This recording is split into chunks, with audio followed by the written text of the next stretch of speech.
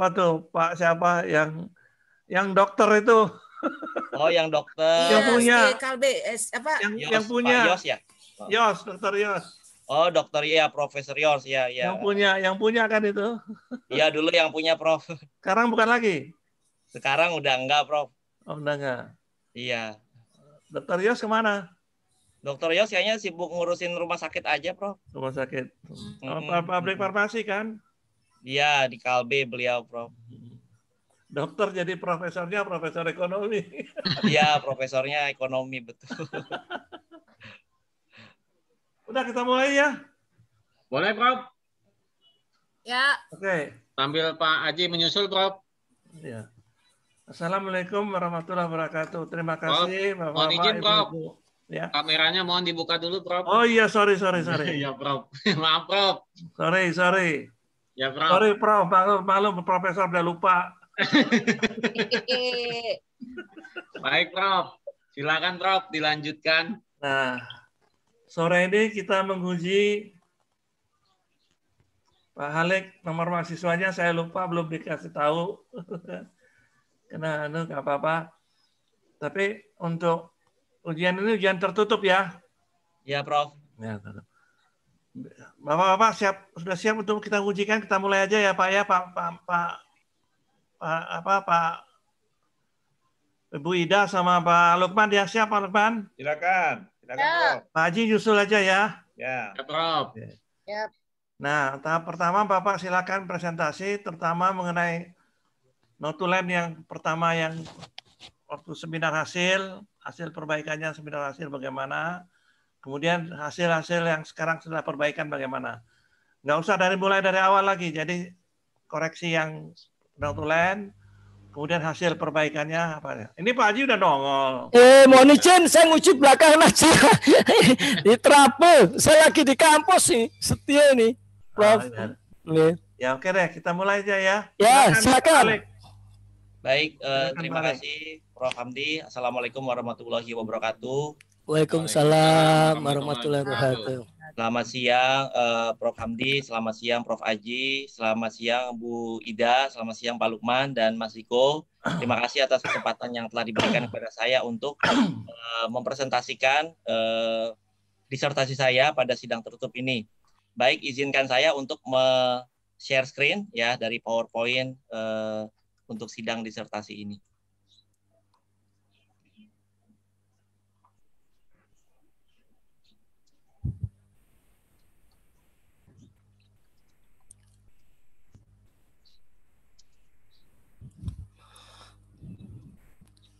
Oke, baik. Judul disertasi saya, pengaruh debt covenant, political cost, dan kepemilikan asing terhadap nilai perusahaan dengan implementasi IFRS sebagai variabel intervening.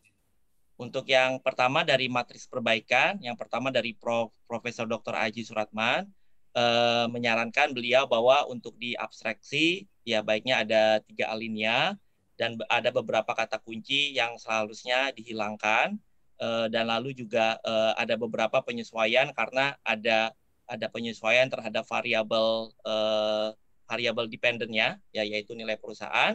Perbaikannya abstrak telah disesuaikan menjadi 3 alinea dan kata kunci juga sudah disesuaikan dan juga sudah dikurangi. Untuk yang kedua, yaitu masalah kata pengantar, masih dari Prof. Aji, yaitu untuk tambahan ucapan terima kasih kepada Dr. Julius Syukur, ya, dan juga tambahan untuk Profesor Anusyirwan. Sudah diperbaiki, ya. Untuk yang lain-lain sifatnya masih tetap. Lalu untuk nomor 3, bab 1 pendahuluan, pada rumusan masalah tidak perlu ada kata positif, telah diperbaiki, rumusan masalah telah disesuaikan, tidak ada kata positif. Lalu yang keempat, tinjauan teori, ditambahkan beberapa grand teori, ya, yaitu stewardship teori, signaling teori, dan teori pasar modal yang efisien. Begitu juga untuk daftar pustaka juga telah disesuaikan, dan grand teori juga telah ditambahkan. Untuk yang kelima, di bab 3, masih dari Prof. Aji, nama variabel hendaknya konsisten, mulai dari judul, abstraksi, pendahuluan, dan sebagainya. Nah, di sini nanti akan digunakan variabel yang konsisten, yaitu menjadi implementasi IFRS untuk seluruh bab. Lalu untuk yang keenam, masalah metode penelitian, ada kalimat yang harus dihapus, yaitu masalah di sini mengenai unit analisis, tidak perlu disebutkan, misalnya go public ada sekian, BUMN ada sekian, dan seterusnya. Perbaikannya bahwa kalimat yang tersebut telah dihapus juga. Lalu untuk analisanya, itu perusahaan go public dan menggunakan sampling menggunakan propositive sampling. Analisa metode dengan propositive sampling sudah ada dalam penelitian. Lalu untuk peneliti menargetkan ada 150 perusahaan awalnya, ya itu sudah dihapus. Lalu untuk yang bab 5, untuk hasil dan analisa pembahasan, ada beberapa kalimat yang telah dihapus dan juga telah disesuaikan karena variabel dependennya juga telah diganti. Nah, ini juga dari ringkasan hasil penelitian, ya tentunya juga dari variabel dependennya juga sudah diganti dan juga perubahan istilah yang menjadi implementasi IFRS. Nah, ini juga telah disesuaikan untuk hasilnya. Yang berikutnya di bab 6, kesimpulan, saran, dan rekomendasi. Dalam kesimpulan tidak perlu ada penjelasan yang diulang bahwa kesimpulan berbeda dengan hipotesa atau sama dengan hipotesa. Kalimat berikut sudah diperbaiki dan juga saran variabel yang skor pengaruhnya kecil, tidak signifikan dari hasil penelitian, saran juga telah disesuaikan. Lalu yang kedua, saran dari Ibu Dr. Nuzul Hidayati, ya, yang pertama pengukuran nilai perusahaan yang sebelumnya menggunakan EVA diganti dengan Tobin-Skew, ya. Ini juga sesuai dengan saran Pak Dr. Lukman, ini juga telah disesuaikan dari yang tadinya EVA sekarang menjadi Tobin-Skew. Lalu yang kedua, apa dasar dalam memproyeksikan political cost dengan ukuran perusahaan? Nah, ini political cost diproyeksikan dengan ukuran perusahaan berdasarkan penelitian dari grand teori awalnya, yaitu dari Watt and Zimmerman. Dia juga menggunakan yang namanya total asset. Dari penelitian terdahulu pun menggunakan total asset untuk proxy political cost. Lalu yang ketiga, apakah hasil dari penelitian saudara ini implementasi IFRS dapat mempengaruhi hipotesis tentang debt covenant dan political cost? Variabel debt covenant dari hasilnya tidak berpengaruh terhadap implementasi IFRS, sementara untuk political cost berpengaruh terhadap implementasi IFRS. Lalu yang keempat, semakin besar kepemilikan asing, memberikan sinyal kepada investor bahwa ada kepercayaan pihak luar terhadap perusahaan. Apakah penelitian ini dapat membuktikan pernyataan tersebut? Penelitian ini dapat memberikan bukti bahwa adanya kepemilikan asing, perusahaan dapat memberikan sinyal kepada investor bahwa ada kepercayaan pihak luar terhadap perusahaan. Karena hasil menunjukkan bahwa kepemilikan asing ternyata berpengaruh terhadap implementasi IFRS sama seperti penelitian sebelumnya. Lalu yang ketiga dari Bapak Dr. Lukman Hakim, ya, saran dan masukannya adalah pengukuran nilai perusahaan yang sebelumnya menggunakan EVA diganti menjadi Tobin-Skew. Nah, ini sudah diperbaiki, pengukuran nilai telah diganti menjadi Tobin-Skew. Lalu yang keempat dari Bapak Profesor Dr. Hamdi Hadi, ya, yang pertama sama, yaitu pengukuran nilai dari EVA diganti Tobin-Skew, itu telah diganti. Lalu untuk yang kedua, jelaskan dasar pemikiran untuk menjadikan leverage sebagai variabel yang berpengaruh terhadap IFRS sebagai suatu reporting standar yang sudah ditetapkan terlebih dahulu, logika apakah tidak sebaliknya. Oke. Perbaikannya waktu logika tikinya bahwa salah satu kebijakan akuntansi yang digunakan dalam perusahaan yaitu implementasi IFRS, sehingga dapat mempengaruhi nilai laba perusahaan sampai akhirnya nilai perusahaan berbasis laba juga akan terpengaruh. Dengan demikian logika tersebut tidaklah terbalik. Lalu untuk yang ketiga, apakah tepat untuk menerapkan size sebagai proxy untuk political cost? Ya, dari penelitian sebelumnya dan juga dari grand theory dari Watt and Zimmerman, political cost itu memang diproksikan dengan total aset. Lalu yang keempat, narasi dalam halaman 246 tidak tepat karena ternyata IFRS tidak memediasi semua variabel bebas. Nah, ini memang sudah disesuaikan dengan hasil penelitian karena dari variabel dependennya pun telah disesuaikan. Yang kelima, perbaiki kesimpulan nomor 4 dan 9 karena belum menyebutkan variabel yang berpengaruh dominan dan juga belum menyebutkan koefisien kontribusi atau R-square baik persamaan 1 maupun 2. Pada kesimpulan 4 dan 9 telah diberikan kalimat mana yang berpengaruh dominan, yaitu yang pertama yaitu variabel kepemilikan asing, yang kedua yaitu berasal dari political cost. Lalu Siap. yang nomor 6. Oh enggak, uji Bapak. Koefisien kontribusi R Uji square S3 di UP. daripada persamaan 1. Sepertinya terjadi anomali karena pemilihan variabel bebas Ya. yang tidak kurang atau tepat atau logik. Nah, ini pada koefisien kontribusi R square persamaan 2 memang lebih kecil dari persamaan 1 ya, baik dari menggunakan EVA maupun dengan variabel yang baru maupun Tobin Q, karena Coba cek ya. memang Besok tak kasih ya. kalau kita lihat variabel Sama-sama. dependennya pun antara persamaan 1 dan persamaan 2 itu memang berbeda. Jadi menurut saya memang tidak terjadi anomali atau penyimpangan. Oke. Baik, itulah dari matriks perbaikan dan juga saran dan juga perbaikan. Selanjutnya ini apa perlu Prof untuk yang latar belakang? Apa dilanjutkan langsung ke hasil saja atau analisa dan hasil setelah merubah EVA menjadi Tobin Q? Oke, baik, saya lanjutkan saja ya. Sebagai pendahuluan bahwa nilai perusahaan, ya kita tahu seperti nilai perusahaan Gojek Ya, ataupun luar. Traveloka, ya itu walaupun mereka adalah Sampai perusahaan jam baru, 3 lebih udah pulang Pak Bambang. walaupun mereka perusahaan baru, tapi Coba di luar ada nggak di mereka Satpam? itu lebih tinggi daripada perusahaan yang telah puluhan tahun berdiri Haji, mohon dimut Indosat, Haji. XL, Iya, mohon izin. ataupun Garuda Indonesia. Nah, latar belakang yang kedua atau fenomena yang kedua adalah masalah kita lihat bahwa ada perusahaan kimia farma di mana total aset maupun utangnya itu mereka tinggi gitu ya, tapi dengan total aset dan utang yang tinggi itu menaikkan nilai perusahaan yang diukur dengan proksi laba ya. Lalu yang terakhir adalah masalah kepemilikan asing. Oh, yang bukan yang terakhir ya, masalah kepemilikan asing kita tahu bahwa Jet Trust itu adalah ambil alih dari Bank Senturi gitu ya, di mana kepemilikan asing sekarang lebih banyak daripada kepemilikan lokal, di mana dengan adanya kepemilikan asing tersebut terlihat bahwa kinerja Jet Trust jauh lebih baik daripada sebelumnya, yaitu masih menjadi Bank Senturi. Lalu yang terakhir itu adalah tingkat implementasi IFRS. Nah, di sini bahwa kita tahu di Indonesia itu terjadi perubahan ya, adopsi dari yang sebelumnya kita mengenal akuntansi kita itu adalah US GAAP dan sekarang itu adalah kita mengadopsi IFRS.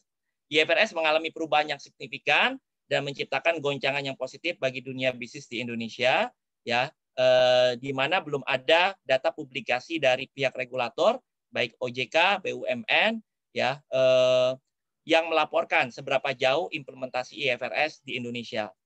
Selanjutnya, nilai perusahaan dari sisi keuangan salah satunya bisa dilihat dari seberapa besar market value of equity atau respon dari investor itu yang dilihat dari salah satunya di situ ada kandungan harga saham. Nah, disertasi ini mengadopsi juga grand theory utama, yaitu dari positive accounting theory, di mana terdapat 3 hipotesis dalam positive accounting theory, yaitu bonus plan, debt equity hipotesis, dan political cost. Nah, 2 dari 3 hipotesis ini saya ambil dalam disertasi ini. 3 hipotesis tersebut dalam positive accounting theory merupakan alasan mengapa perusahaan memilih kebijakan akuntansi tertentu, gitu ya. Kebijakan akuntansi di sini dalam zaman sekarang itu berarti salah satunya adalah IFRS. Dalam rangka menimpakan pertumbuhan ekonomi, pemerintah Indonesia juga mendorong untuk kepemilikan asing masuk ke dalam Indonesia. Kepemilikan asing disinyalir atau diklaim meningkatkan kinerja perusahaan dalam hal profitabilitas, inovasi, produksi, dan juga nilai tambah. Nah, di mana berdasarkan hasil penelitian sebelumnya, semakin tinggi level kepemilikan asing, maka semakin tinggi juga pengawasan terhadap perusahaan. Kepemilikan asing juga bisa memberikan pengaruh melalui keahlian manajemen mereka. Pak Alex. Ya, nggak usah pendahuluan, langsung aja ke hasil lagi. Ya, baik, Prof. Nggak usah pendahuluan lagi, nggak usah lagi. Langsung baik, aja ke hasil. Ya. Setelah perbaikan itu apa yang Pak Alex lakukan? Ya, baik, Prof. Nggak usah diulangi lagi. Ini kan sudah kita bicarakan. Setuju kan Bapak-Bapak, Ibu? Baik, Prof. Ya. Setuju. Oke, baik. Ini mungkin sekilas hasil dulu ya. Hasil perbaikan tadi bagaimana? Terus perubahannya bagaimana? Oh ya, baik, Prof. Baik, Prof. Oke, dari perbaikan bahwa yang kalau sebelumnya itu saya menggunakan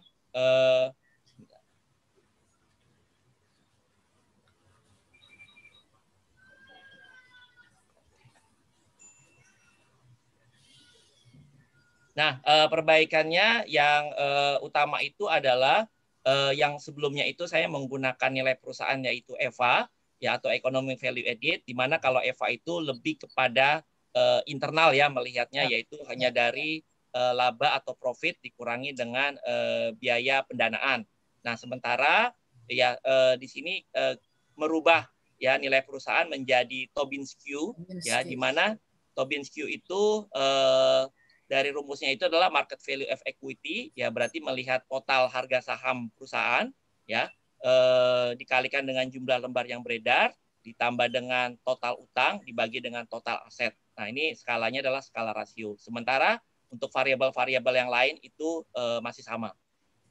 Nah, di sini untuk persamaan yang pertama yaitu IFRS ya, yaitu ada 3 variabel di sini yaitu leverage, political langsung cost. Ke hasilnya aja Pak, langsung ke hasilnya aja, nggak usah teorinya lagi.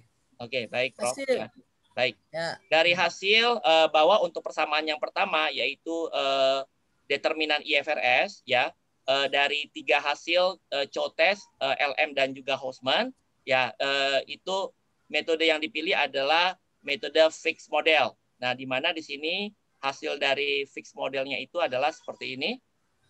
Nah, ini adalah hasilnya ya, bahwa di sini leverage ya itu tidak berpengaruh terhadap IFRS ya, atau tingkat leverage tidak berpengaruh. Lalu untuk political ini tidak sejalan dengan hipotesis, yang temuan juga tidak sejalan dengan penelitian salah satunya dari Basemir. Lalu untuk yang kedua yaitu political cost ya, political cost itu hasilnya berpengaruh signifikan. Itu sejalan dengan hipotesis H2. Ya, temuan ini sejalan dengan salah satunya penelitian Ali Uyar, Merve Kilik, dan Basak Ataman Gokchen. Ya, lalu untuk yang ketiga, foreign ownership itu hasilnya berpengaruh, ya, sejalan dengan hipotesis H3. Temuan sejalan dengan penelitian Bova, Ali Uyar, Merve, dan Basak. Nah, ini secara keseluruhan R-square-nya adalah 82,62%. Ini lumayan cukup tinggi secara bersama-sama. Nah, ini hasilnya sama dengan sidang hasil yang sebelumnya. Nah, yang berbeda itu adalah untuk yang nah ini persamaannya ya. Lalu untuk yang implikasi nilai perusahaan, di mana di sini metode yang digunakan adalah yang terpilih adalah random ya, di mana hasil penelitiannya yaitu bahwa berbeda dengan yang menggunakan EVA sebelumnya ya. Tapi untuk yang leverage hasilnya sama, yaitu tidak berpengaruh terhadap nilai perusahaan. Lalu untuk political cost hasilnya berpengaruh terhadap nilai perusahaan. Nah, untuk foreign ownership juga hasilnya tidak berpengaruh terhadap nilai perusahaan. Sementara kalau menggunakan EVA yang sebelumnya itu hasil UGF-nya tidak signifikan ya. Sementara untuk yang ini dia hasilnya adalah untuk IFRS juga tidak berpengaruh terhadap nilai perusahaan ya, dan juga untuk secara bersama-sama dia signifikan ya. Tapi di sini ternyata variabel IFRS tidak menjadi variabel mediating ya antara variabel independen terhadap variabel nilai perusahaan. Hasilnya memang berbeda dengan yang sebelumnya, tapi di sini secara keseluruhan dia signifikan secara bersama-sama, walaupun secara R-square dia memang jauh lebih kecil daripada yang persamaan pertama. Nah, ini mungkin yang Prof. Handi tanyakan mengenai anomali atau anomali dari persamaan 1 dan persamaan 2, R-square-nya itu lebih tinggi yang persamaan pertama. Nah, ini adalah hasilnya. Nah, seperti ini. Nah, ini untuk political cost terhadap implementasi IFRS, ya ini masih sama dengan yang penelitian sebelumnya. Dia tidak berpengaruh, political cost berpengaruh terhadap implementasi IFRS. Untuk kepemilikan asing berpengaruh terhadap implementasi IFRS, sementara untuk leverage tidak berpengaruh. Sementara political cost juga dia berpengaruh terhadap nilai perusahaan. Sementara untuk yang tidak berpengaruh yaitu debt covenant tidak berpengaruh terhadap IFRS ya. Political cost berpengaruh terhadap tidak berpengaruh terhadap political cost berpengaruh terhadap implementasi IFRS maupun kepada nilai perusahaan. Untuk pemilikan asing, dia berpengaruh terhadap IFRS, tetapi untuk nilai perusahaan dia tidak terpengaruh. Keterbatasan dari penelitian ini adalah variabelnya, yaitu yang saya gunakan dalam PAT itu saya tidak gunakan variabel tingkat bonus ya, karena bonus itu tidak tercantum dalam laporan keuangan ya. Lalu yang ini variabel yang saya gunakan juga terbatas pada dua positive accounting theory dan kepemilikan asing ya, dan juga jangka waktu penelitiannya 5 tahun, yaitu selama 2015 sampai dengan 2019. Sarannya adalah peneliti selanjutnya dapat mengembangkan dengan mengikutsertakan variabel bonus mungkin gitu ya, karena dalam penelitian supaya grand theory dari PAT itu bisa lengkap gitu ya. Lalu peneliti selanjutnya dapat mengembangkan dengan menggunakan proxy yang berbeda dalam pengukuran variabel yang sama ya, atau mungkin nilai perusahaannya nanti diganti gitu ya, atau mungkin saran saya tidak menggunakan perusahaan-perusahaan yang baru berdiri, karena sampel perusahaan yang saya gunakan adalah sampel perusahaan yang baru berdiri, karena alasannya saya salah satunya juga ingin melihat bagaimana sih untuk perusahaan yang baru berdiri itu tingkat implementasi IFRS-nya, sementara mereka belum menjadi konsumsi publik gitu ya, walaupun mereka sudah IPO. Makanya yang saya pilih adalah perusahaan-perusahaan yang baru saja IPO. Penelitian selanjutnya dapat mengembangkan dengan menggunakan variabel lain yang lebih berpengaruh terhadap implementasi IFRS dan juga nilai perusahaan, ya seperti misalnya dari sisi kantor akuntan publiknya, siapa yang digunakan oleh perusahaan, ya itu juga bisa digunakan untuk melihat seberapa jauh mereka telah mengimplementasikan IFRS. Peneliti selanjutnya dapat menambah periode penelitian, ya, dan juga satu lagi mungkin dari sisi IFRS-nya mungkin akan dipakai yang terbaru gitu ya. Karena yang saya pakai adalah 2018, karena IFRS itu sangat dinamis, ada lagi standar-standar yang berlaku tahun 2020 seperti itu. Terima kasih atas perhatiannya. Mohon maaf atas segala kekurangan. Mohon untuk masukan dan pendapat dari Bapak Ibu semuanya. Terima kasih. Wassalamualaikum warahmatullahi wabarakatuh. Baik, terima kasih Saudara Alex. Sekarang siapkan notulen, catatan sendiri, karena kita tidak harus catat sendiri dan direkam ya. Iya, Prof. Ya. Nah, ini bimbingan Pak Haji sama Bu Ida ya. Ya, Ya, Nah, mohon izin Pak Lukman aja duluan. ya, Kita yang kesempatan pertama Ya. saya berikan pada Pak Lukman. Ya. Silakan Pak Lukman. Terima kasih, Prof. Ya, terima kasih Bapak Pimpinan. Selamat untuk Pak Alik. Udah tinggal gongnya aja ini Pak Alik. Terima kasih, Pak. Di semester depan sudah tinggal promosi ya. Ya, Amin, terbuka. Mudah-mudahan hari ini lancar gitu ya. Amin, Pak. Terima kasih, Amin. Pak. Amin, amin. Ada koreksi sedikit Pak Alik. Ya, Pak. Dalam kata pengantar itu sudah lama belum diganti-ganti juga. Nama dekan. Nama dekan, betul Pak. Saya juga ada masukan. Dekatnya Bu Marhalida. Sudah Bu dari Malinda.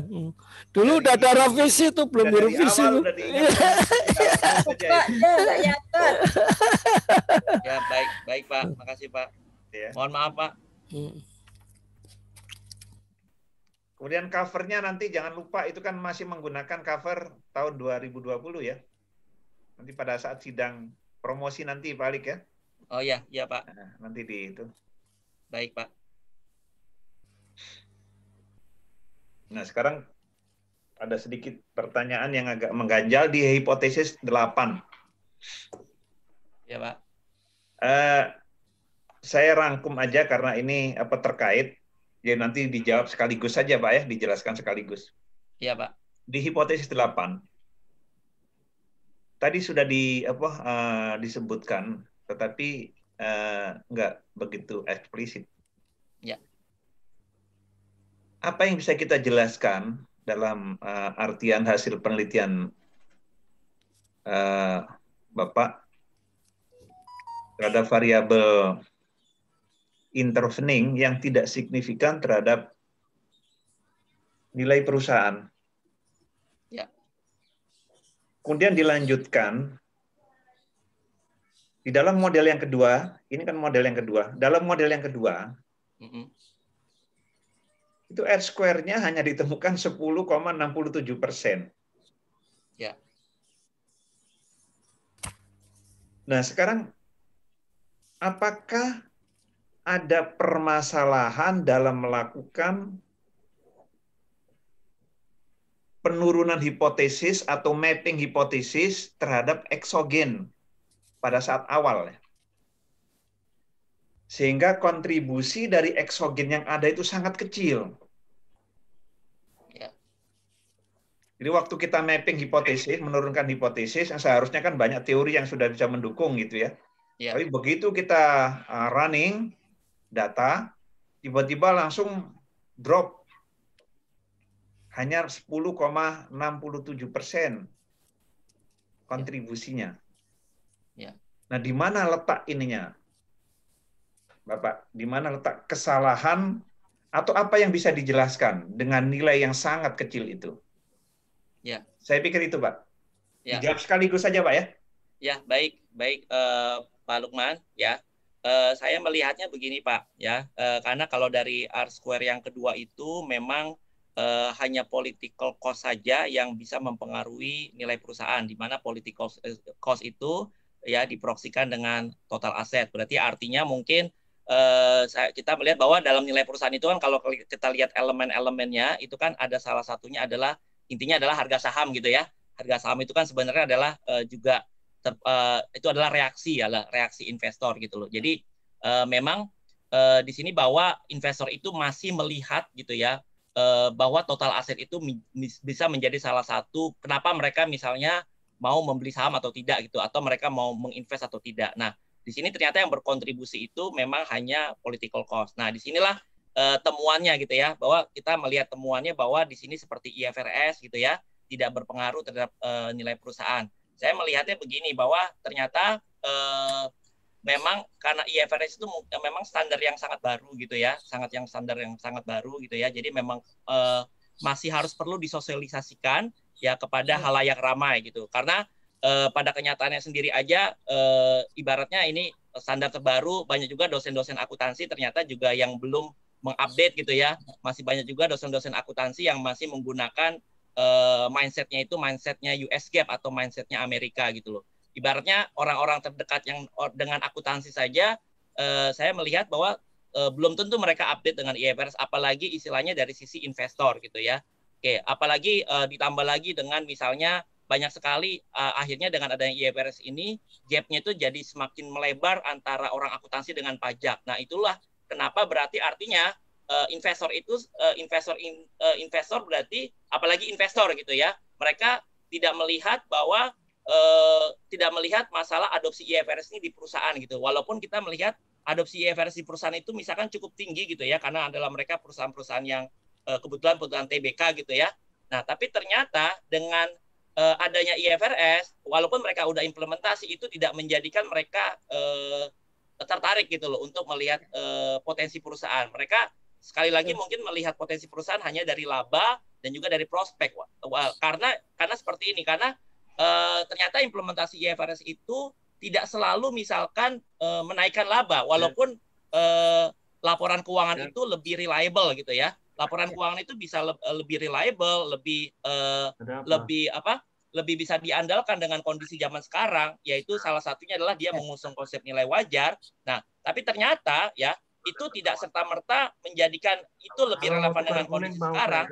Itu tidak serta-merta menjadikan bahwa investor itu tertarik gitu loh. Jadi artinya memang IFRS ini, standar ini memang perlu disosialisasikan gitu loh. Jadi bagi para analis ya, bagi para analisa karena biasanya kalau investor itu kan melihat faktor-faktor selain teknikal juga fundamental gitu ya. Juga mereka apalagi misalkan kalau investor jangka panjang mereka melihat laporan keuangan. Nah, di sini kita perlu untuk mensosialisasikan tantangan bagi para akuntan ya, supaya analisa laporan keuangan itu sebenarnya nggak 1 tambah 1 sama dengan 2, nggak seperti itu saja gitu ya. Jadi mereka memang harus benar-benar memahami aspek dari laporan keuangan. Nah, begitu juga dengan leverage itu juga tidak berpengaruh terhadap nilai perusahaan sehingga menyebabkan R-square yang kedua itu sangat rendah.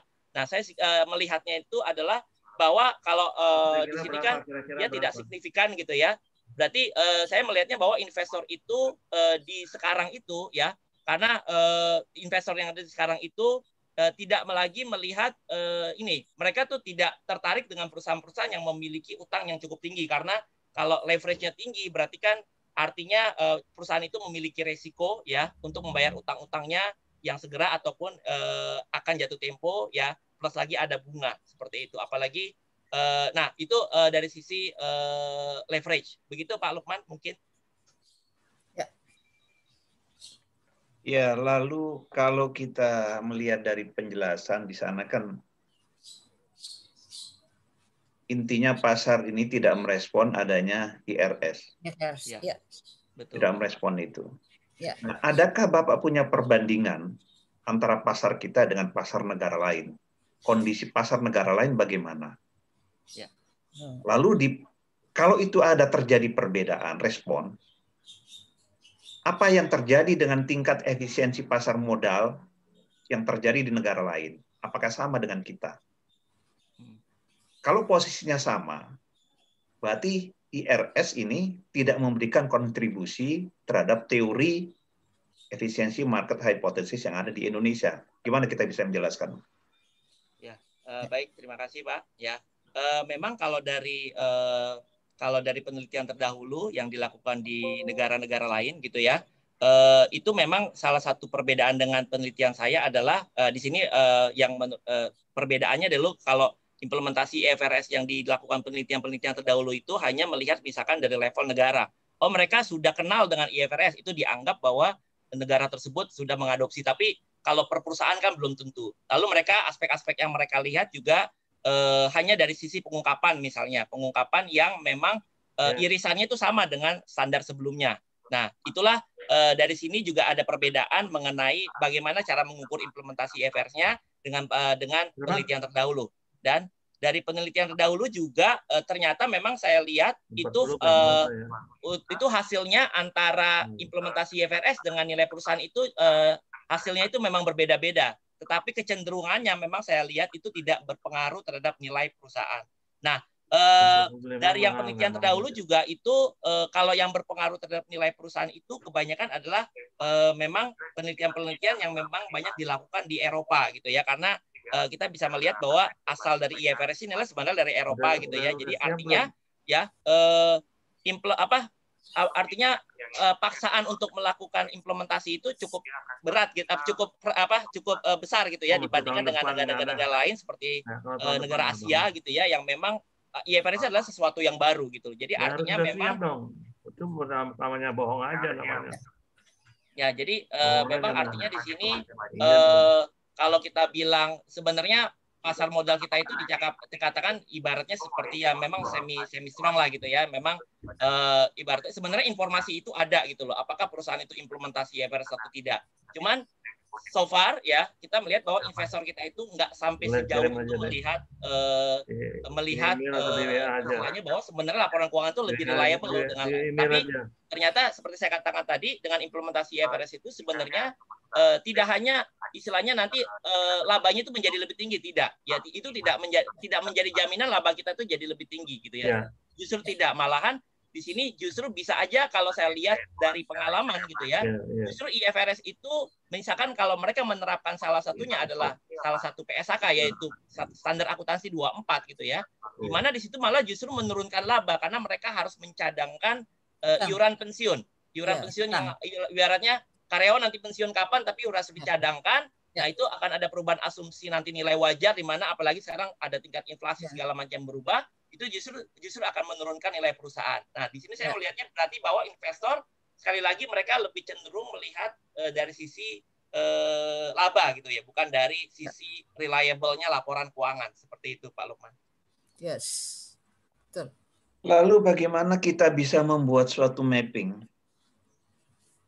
dalam konteks teori IMH?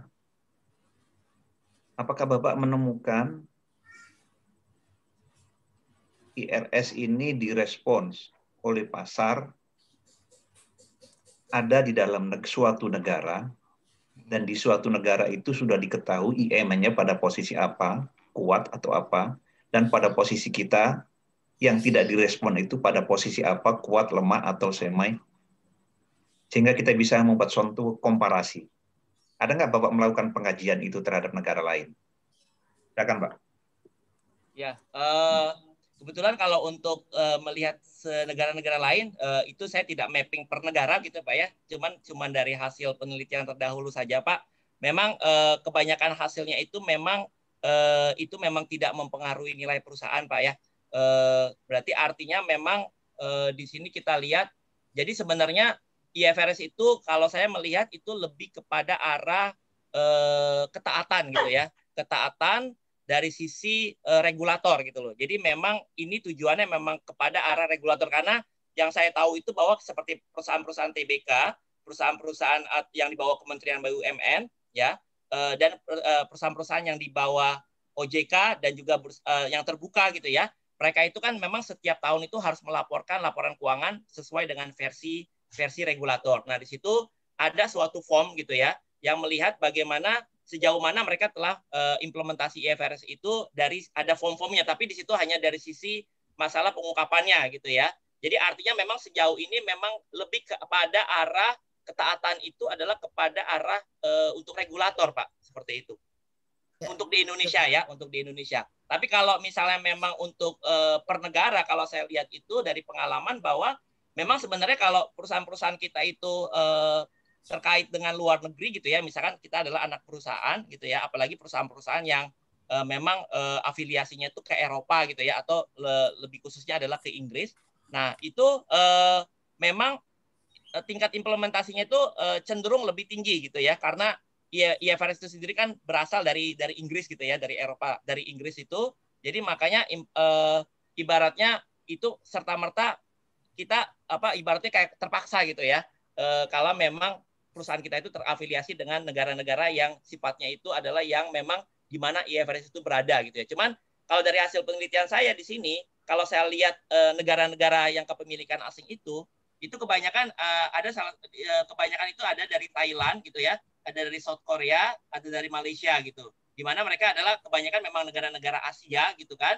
Walaupun memang ada misalkan dari UK itu ada gitu ya, tapi kebanyakan itu adalah dari negara-negara Asia kepemilikan asingnya. Jadi artinya memang di sini sepertinya memang per negara-negara itu memang mereka juga masih sifatnya itu adalah adopsi gitu ya, masih sifatnya adalah mengejar IFRS gitu. Jadi artinya memang belum terlalu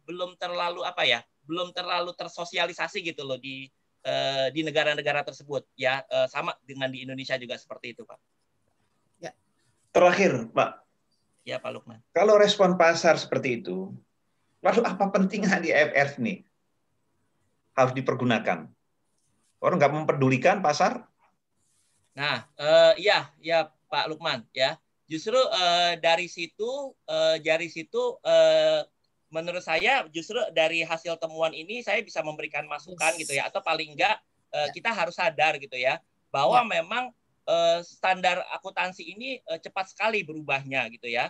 Jadi seperti saya katakan tadi, orang yang terdekat dengan akuntansi aja seperti dosen-dosen akuntansi di Indonesia ya, itu belum tentu juga mereka mengupdate ilmu ini gitu loh. Apalagi ibaratnya orang-orang di luar itu, tapi mereka mempergunakan laporan keuangan gitu loh. Seperti misalnya sekarang di sisi pajak gitu ya. Di sisi pajak itu ibaratnya jadi sekarang itu jadi ibaratnya banyak seperti berselisih gitu loh. Ya karena gap-nya itu semakin jauh antara aturan pajak dengan aturan akuntansi. Nah, sebenarnya para investor itu sebenarnya bisa melihat real laporan keuangan itu sebenarnya dari ketaatan mereka gitu ya, dari ketaatan mereka implementasi IFRS. Karena menurut saya dengan implementasi IFRS itu membuat laporan keuangan itu sebenarnya lebih reliable gitu, lebih mencerminkan kondisi yang sebenarnya. Walaupun sebenarnya di situ dengan bisa menurunkan laba di situ, ya karena bisa menurunkan laba atau menaikkan laba ibarat, tapi tidak selalu dia menaikkan laba. Jadi artinya jangan hanya melihat dari laba yang terdapat dalam laporan keuangan. Misalkan mereka juga harus melihat tuh, karena di laporan keuangan yang baru itu kan ada selain ada laba bersih, di bawahnya itu ada laba komprehensif gitu ya. Jadi selama ini kalau dalam analisa laporan keuangan yang saya lihat dan dalam buku-buku manajemen keuangan itu tidak pernah ada menganalisa masalah laba komprehensif lainnya gitu loh. Padahal itu adalah ciri khas IFRS dan para analis itu harus tahu gitu loh. Jadi jangan cuma berhenti sampai di laba bersih gitu loh. Padahal di bawah laba bersih itu ada komponen-komponen lain yang baru, yaitu yang namanya penghasilan komprehensif lainnya seperti itu. Nah, itulah sebenarnya salah satu gitu ya wujud dari implementasi IFRS, karena laba komprehensif lainnya itu menunjukkan bahwa perusahaan itu mengikuti nilai wajar gitu loh. Karena nilai wajar itu adalah salah satu hal yang diusung oleh IFRS supaya apa? Supaya laporan keuangan kita itu lebih reliable gitu loh. Lebih disesuaikan dengan kondisi yang sekarang seperti itu. Dahsyat. Wow. Dahsyat. Ayo Pak Bapak Lukman. pimpinan, Cukup, Pak. sudah cukup. Waduh. Terima kasih. Terima kasih. Luar biasa. Terima kasih Bu Ida. Coba Ya. berikutnya barangkali terdengar nggak Ya. suara saya? Dengar. Ya, Prof. Bu Ida. Kerja, kalau silakan Pak Prof Haji Ida. barangkali yang Prof Haji. Wida. Bu Ida dulu. Bu Ida dulu, silakan Bu Ida dulu. Mohon izin. Ya. Ida Bu dulu. Ida dulu. Oke. Assalamualaikum warahmatullahi wabarakatuh. Waalaikumsalam. Waalaikumsalam. Ya. Bu Ida, Ya Pak. saya sholat dulu sebentar ya. Oke. Siap. Nanti kalau selesai Bu Ida langsung saya, Prof. Oke. Nah, ini dahsyat banget ya. Saya Pak Lukman. Pak Lukman ada? Ya Allah udah balik. Lagi sholat.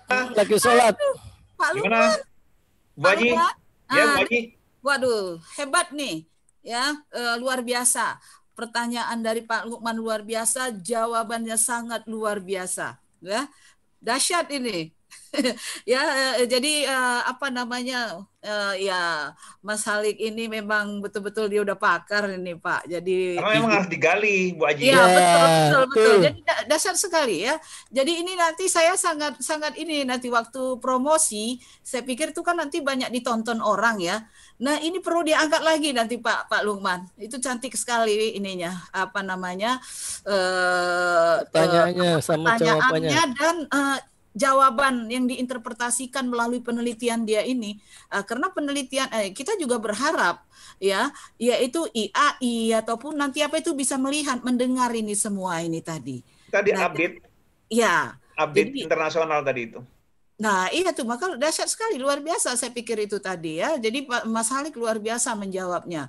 Jadi saya sangat puas banget ya dengan pertanyaan maupun dengan jawabannya Mas Halik tadi itu luar biasa. Itu ini yang komen saya ya. Memang nggak bisa lagi. Intinya, jadi kalau kita ambil kesimpulan intinya itu tadi satu, investor tidak melihat IFRS kan begitu. Nah tapi IFRS ini nggak bisa dihindari. Apa tujuannya? Tadi benar kata Mas Halik. Jadi kesimpulan tujuan dari IFRS ini adalah untuk ketaatan. Nah itu tadi arahannya hanya untuk ketaatan. Nah itu tadi sepanjang taat. Nah ini bisa juga kita lihat dengan behavior daripada investor-investor kita ini tadi. Tidak hanya puas dengan informasi ketaatan. Seharusnya kita sudah harus menjunjung tinggi ketaatan. Ya kan begitu, harus menjunjung tinggi ketaatan. Tapi ternyata ketaatan itu tidak. Nah, ini behavior itu. Nah ini perilaku kita masih begitu. Masalah ketaatan itu masih nomor 2. Nah ini banyak terbukti. Nah ini padahal inilah dia. Jadi arah untuk ketaatan. Nah bukan, karena memang di sini tidak ada lagi, IFRS itu tidak lagi untuk meningkatkan laba, menurunkan laba, tidak bisa lagi seperti itu. Nah, sementara pemain-pemain kita di pasar modal, informasi itu yang sangat tertarik sama mereka. Itu ininya. Ya saya nggak tahu perlunya apakah itu di pasar yang semi strong, apakah yang strong, itu belum dapat ininya, belum dapat. Mungkin nanti Mas Halik bisa lihat lagi penelitian berikutnya sebelumnya mengenai tapi udah disebut juga tadi ya untuk Eropa iya. Karena ini pendatang baru. Iya, karena memang IFRS ini dari Eropa. Itu dulunya kita kan pakai USGAP Amerika. Nah, jadi ada 2 kiblat di sini tadi. Nah tadi jadi ya secara politik itu tadi ada dukungannya tadi, dukungan IFRS dari negara Eropa itu kuat sekali dibanding daripada USGAP ini tadi. Nah ini bisa menjadi waduh ini sangat menarik sekali pembahasannya. Saya pikir luar biasa. Ya Mas Halik ya, dahsyat deh ininya yang nanya dahsyat. Ya tahu nggak Mas Halik Pak Lukman itu dulu dia akuntan itu. Dia akuntan itu, jadi dia bukan bagian keuangan, dia akuntan. S1-nya akuntansi. Akuntan pasar. Akuntansi, satunya akuntansi, maka dahsyat banget dia bertanya itu tadi. Dia bukan hanya ini di S2-nya dia di keuangan. S1-nya akuntansi dia. Wah, jadi mantap banget beliau ya. Saya support banget apa yang beliau tanya, dan tapi saya sangat appreciate banget apa yang menjadi jawaban dari Mas Halik tadi. Nah, inilah tadi terus makanya Mas Halik juga akan menyampaikan, mungkin disosialisasikan bahwa tadi pertanyaan yang terakhir dari Pak Lukman bahwa wah berarti IFRS itu ya nggak ada gunanya kan begitu. Nah, ini sementara kita sangat mengagungkan IFRS. Coba dari ini coba. Kalau kita lihat perusahaan kita yang go public cuma berapa persen? 8%. Nah, yang 92% itu nggak pakai IFRS. Iya kan? Nggak pakai, perusahaan 92% tidak pakai IFRS. Yang 8% ini perusahaan kita yang pakai, yang go public itu cuma 8%. Nah, itu. Tapi gaungnya dahsyatnya luar biasa. Nah, ini yang heran. Kenapa kita tidak memperhatikan ini kita nih yang 98% itu yang 92% ini tadi. Kok kita pada fokus ke yang 8%? Baik IAI pun pro-nya ke sana. Jadi saya juga bingung. Coba 92% perusahaan kita jadinya coba jadi seperti itu, terlantar nggak jelas. Ya kan begitu. Ada etap, ada MKM. Nah, ini pun masih bingung ini di sininya. Nah, ini memang satu temuan yang sangat dahsyat. Saya pikir penelitiannya Mas Halik ini. Nah, ini kita ini nanti boleh Mas Halik pada waktu apakah SNA, pada waktu kongres ini diangkat ini nanti. Ya, jangan sungkan-sungkan. Ini melalui penelitian, bukan opininya Mas Halik. Ya, bukan karena itu harus ada fasilitatornya. Itu. Harus ada wadah yang bisa mendukung sebagai driving force-nya. Nah, itulah ini tadi. Ya Mas Halik ya, jadi usahakan nanti untuk apakah kita di SNA, apakah nanti di kongres, itu ada kesempatan Mas Halik untuk mengungkapkan ini tadi. Supaya di SNA, Bu. Nah, di SNA, kalau kongres nggak mungkin. Di SNA. Nah, itulah apakah NC. Jadi itu apakah itu biar kita bisa mengungkapkan fakta ini tadi. Masuk jurnal nanti yang Scopus itu dibawa ke SNA. Nah, itu ininya. Ya, ini dahsyat lah saya pikir jawabannya dan pertanyaannya, jadi sudah cukup memuaskan. Nah, juga kalau ini komen saya juga terhadap tulisannya Mas Halik, mulai dari penulisan ini saya baca ini tadi, itu juga sangat keren ya, sangat keren. Saya sangat senang. Ini jadi contoh juga bagi, saya pikir bagi ini mahasiswa DIM kita lah, bagaimana membuat sebuah proposal yang tertata rapi, yang artinya alurnya itu alur daripada bab 1, bab 2, bab 3, bab itu connect ya, senang bacanya, nggak terputus. Nah gitu, senang bacanya, ada reasonnya.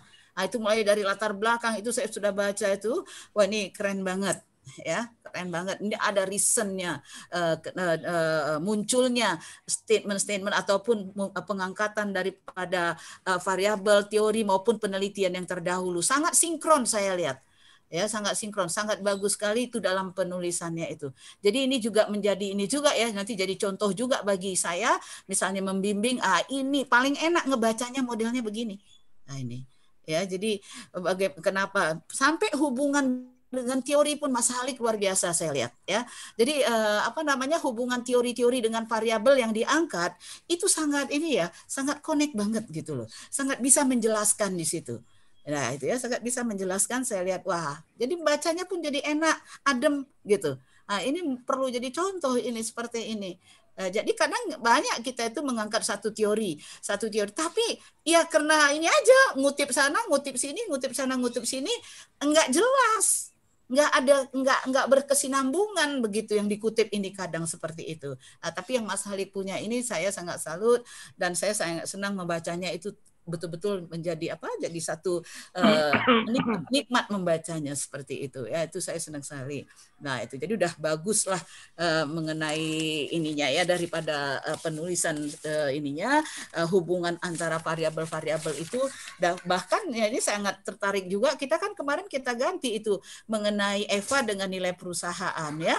Nah, itu jadi lebih sangat ini lagi kan, lebih sangat menarik. Saya bilang kalau Eva itu kita hanya bicara internal. Nah, ini udah bicara eksternal, jadi sudah masuk semuanya. Nah, itu ya, sudah masuk semuanya. Nah, itu ini komen saya, very good, saya pikir. Nah, sekedar ini saya sangat yakin dengan tadi udah disinggung juga nih dengan Mas Halik nih tadi. Itu apa penyebabnya tadi? Seperti IA1, adanya OCI tadi. Iya kan? Ini kan jadi masalah OCI. Di sini saya menyoroti OCI ini tadi, Mas Halik udah masalah dengan pajak segala macam. Disitulah nggak bisa mereka menerimanya ini tadi. OCI ini tadi. Nah, padahal itu ya supaya laporan keuangan itu reliable tadi ya, itu tadi supaya laporan keuangan itu reliable ya memang faktanya begitu, harusnya begitu gitu loh.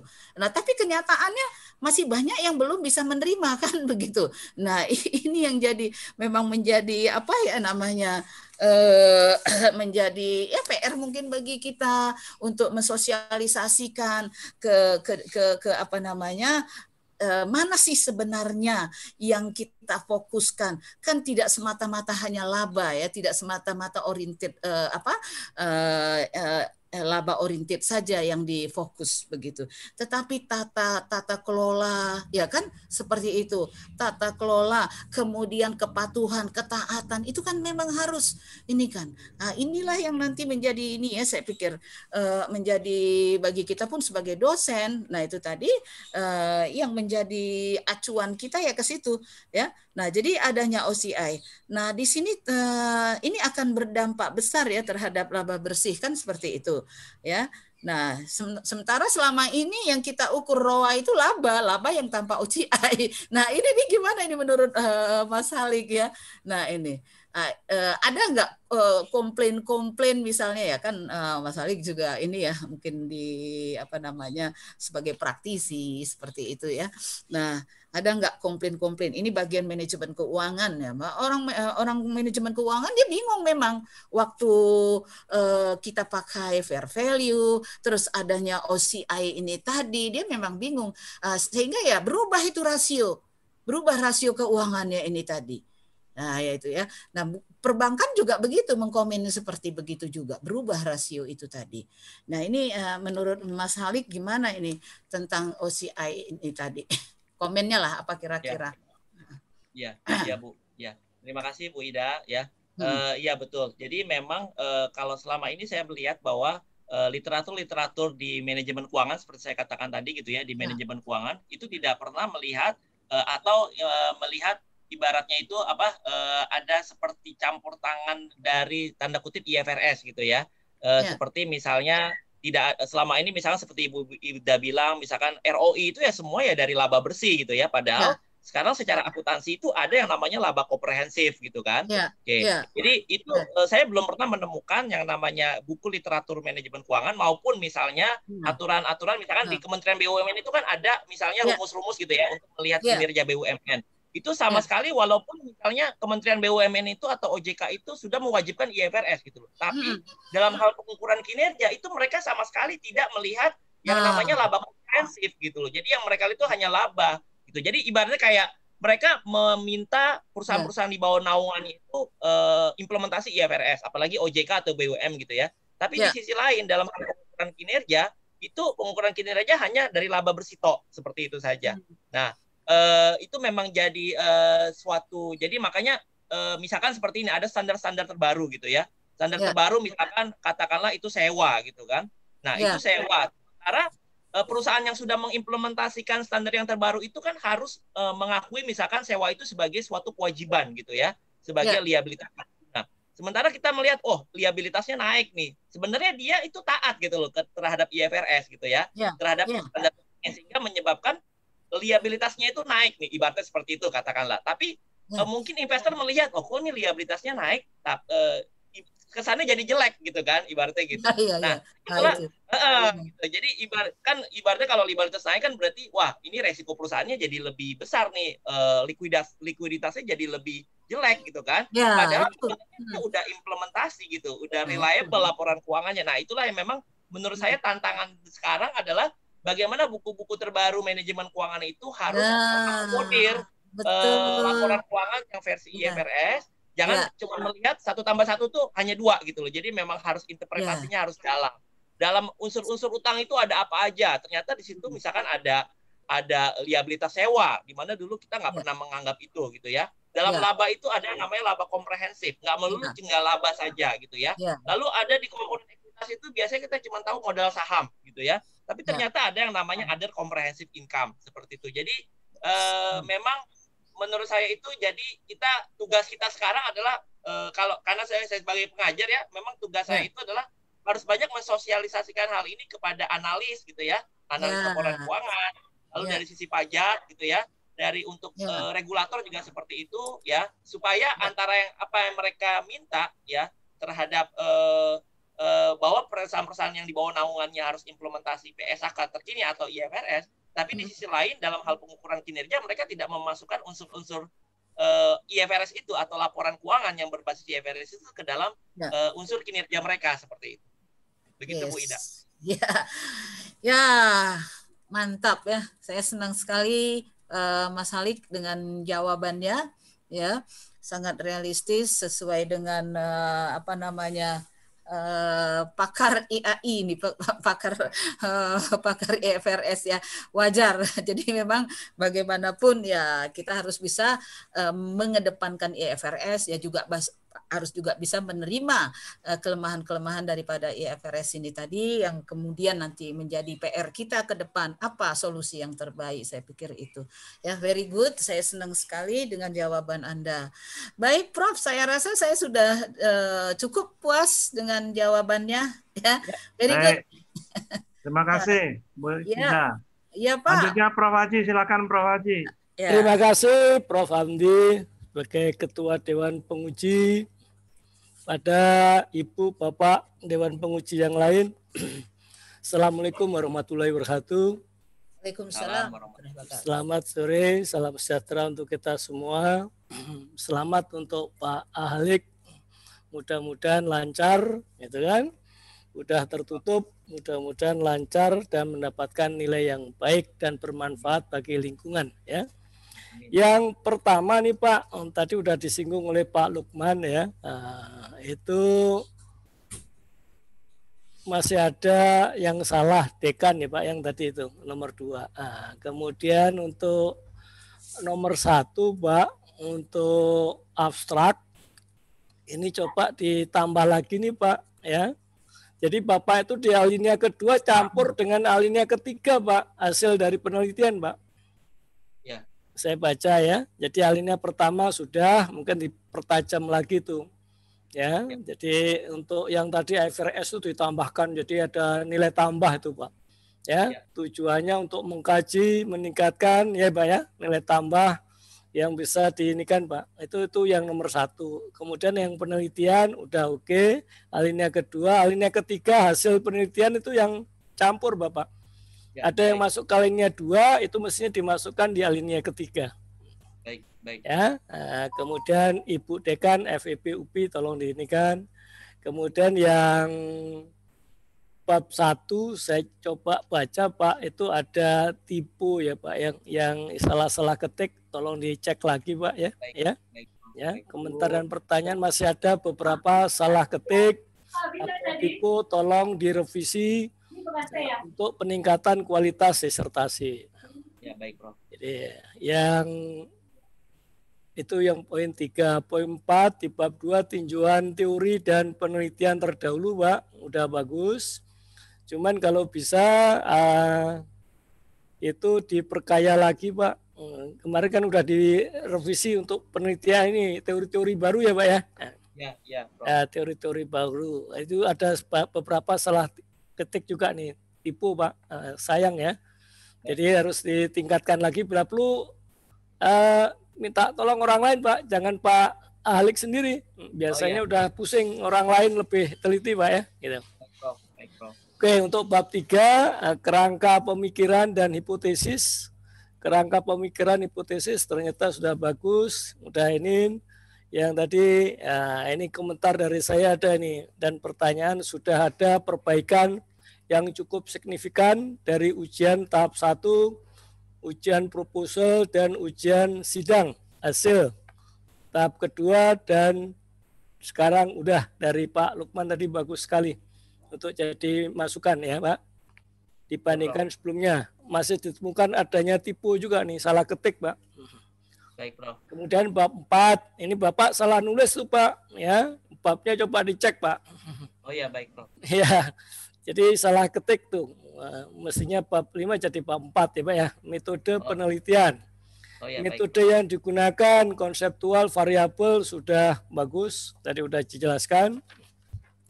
Nah, komentar saya sudah baik dibandingkan sebelumnya pada saat ujian tahap 1, sidang proposal tahap kedua.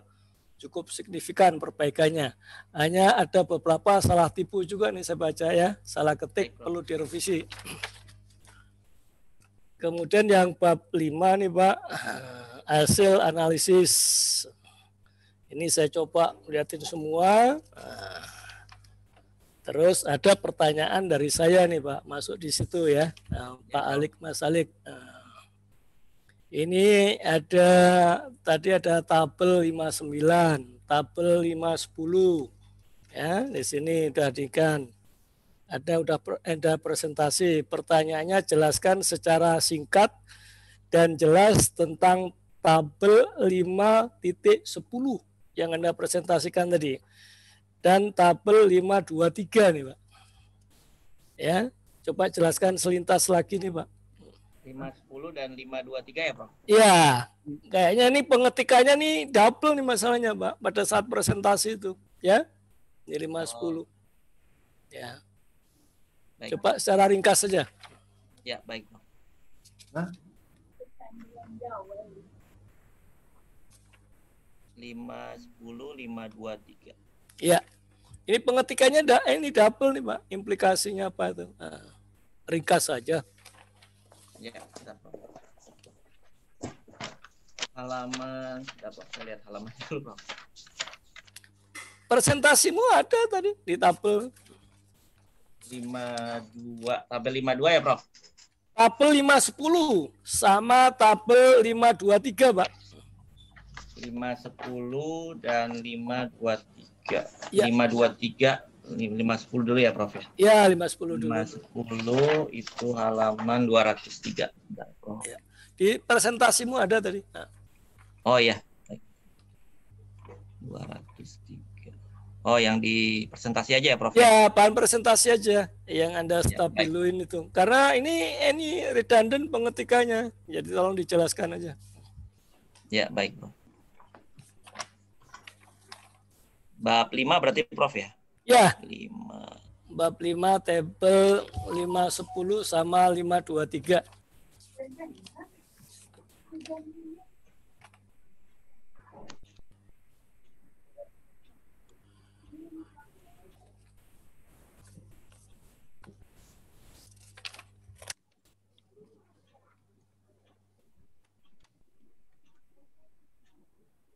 Lima 10 di sini nggak ada, Prof.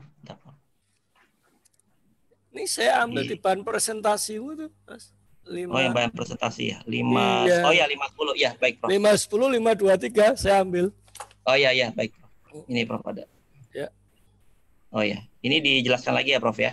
Ya, secara ringkas saja karena Ya. itu kan redundant itu. Jadi yang penting ya. aja. Ya, baik, di tabel 5 ke 10 ini, Prof, yaitu yang determinan implementasi IFRS, Prof. Ya.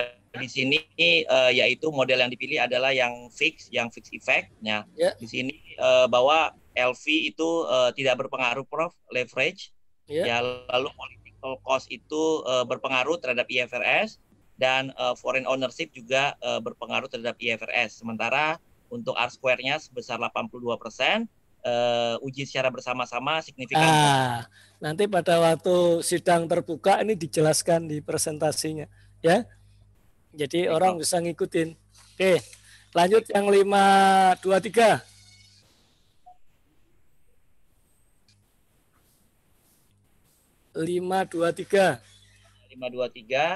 Ini adalah yang untuk implikasi nilai perusahaan, Prof. Ya. Di mana nilai perusahaan sini adalah menggunakan Tobin-Skew. Leverage itu tidak terpengaruh terhadap nilai perusahaan. Lalu untuk political cost itu berpengaruh terhadap nilai perusahaan. Lalu untuk foreign ownership itu tidak berpengaruh terhadap nilai perusahaan. Begitu juga dengan IFRS, dia tidak terpengaruh dengan nilai perusahaan. Sehingga secara bersama-sama signifikan, pengaruhnya signifikan. Lalu untuk R-square-nya ini lebih kecil dari persamaan pertama, hanya sebesar 7,09%. Di mana di sini variabel IFRS ternyata tidak sebagai variabel mediating, Prof. Oke. Kemudian berikutnya tabel 526 determinasi implementasi IFRS nih Pak, dan implikasi terhadap nilai perusahaan. Kan ada model 1, model 2. Nah, yang tidak signifikan just only debt covenant ya Pak ya. Ya. Dua-duanya enggak ya. Ya. Yang model 1 dan model 2. Sedang model 2 itu kepemilikan asing sama implementasi IFRS. Tadi udah dibahas. Tolong dibuat ini Mbak, apa istilahnya penjelasan yang logika Pak. Sehingga yang baca nanti itu tidak hanya orang akuntan tapi bisa non akuntan Pak. Ya. Oh, okay. Baik, ya, baik. alasannya kenapa ini apa tadi penjelasannya udah panjang lebar, tapi kalau bisa dimasukkan ya Pak ya. Baik Prof, nanti ditambah Prof. Ditambahkan yang tadi yang pertanyaan Pak Lukman dan sebagainya tadi ya. Baik Prof. Oke, kemudian di komentar dan pertanyaan saya, mana pengaruhnya yang paling besar di antara debt covenants, political cost, dan kepemilikan asing terhadap IFRS? Jelaskan secara akal sehat nih, logika Pak. Ya, baik. Nanti di penelitian juga dimasukkan tuh di disertasi ada penjelasan secara logika itu Pak ya. Oh iya, baik. Ya.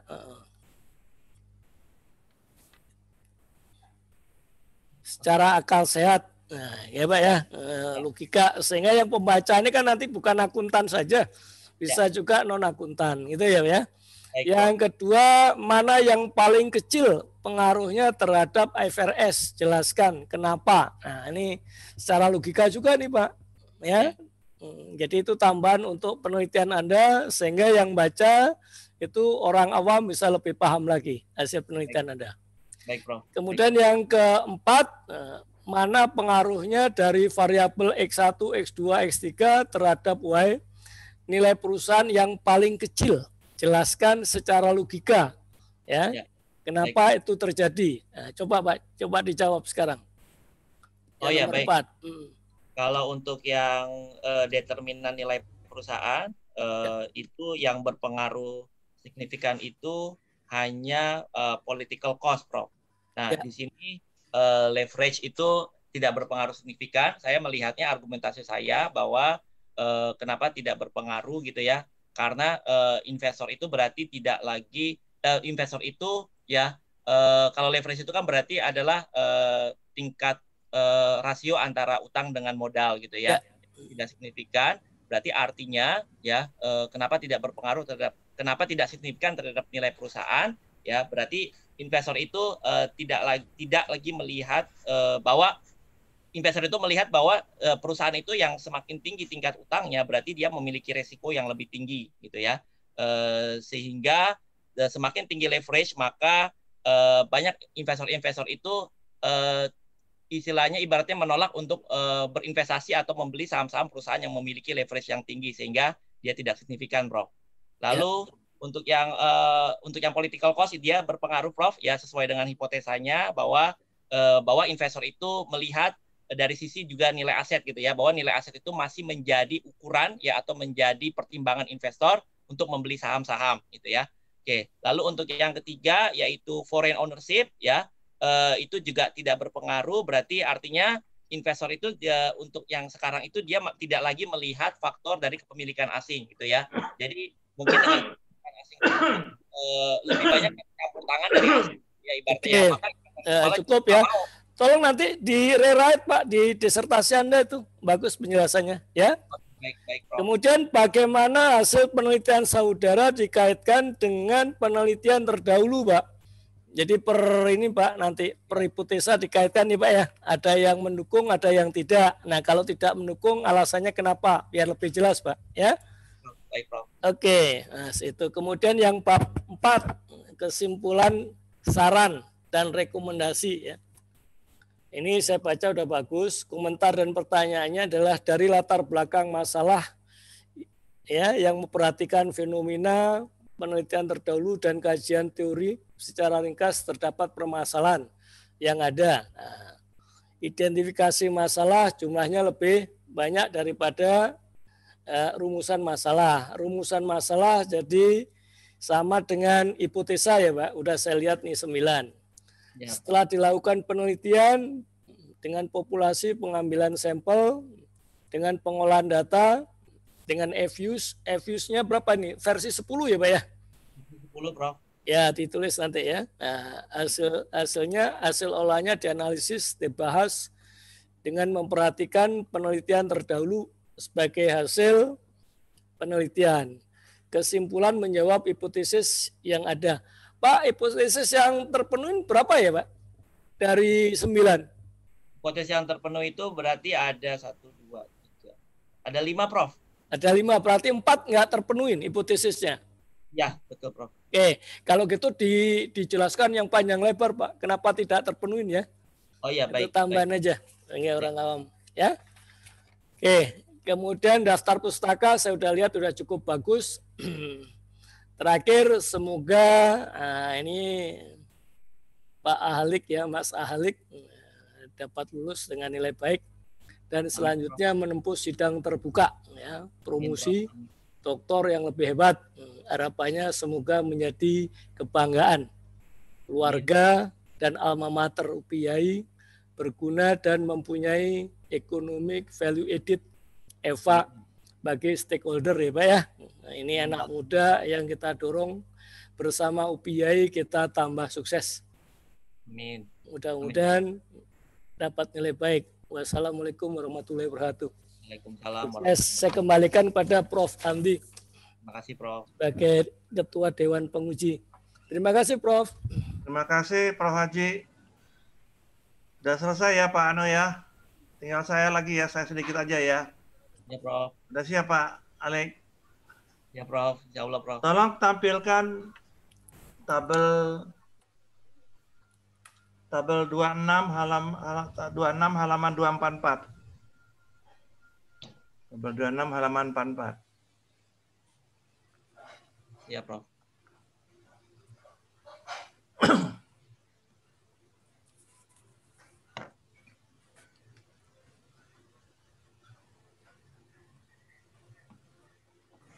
Halaman 244.